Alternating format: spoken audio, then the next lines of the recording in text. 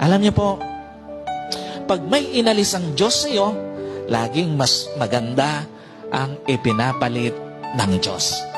Maniwala ka, pag may inalis sa iyo ang Diyos, laging mas maganda ang ipinapalit ng Diyos. Pag may inalis ang Diyos sa iyo, laging kakumpletuhan mo ang ipapalit ng Diyos. At pag may inalis ang Diyos sa iyo, laging deserve mo ang ipapalit ng Diyos. At pag nagpalit na ang Diyos, ito na yung for life, mamahalin ka. Ito na yung for life, magiging tapat sa iyo. Ito na yung for life, mag-i-stay na sa tabi mo.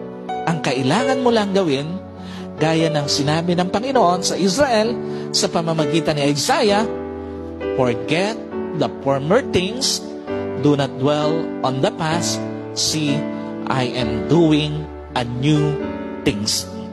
Sabi ng Panginoon, kalimutan mo na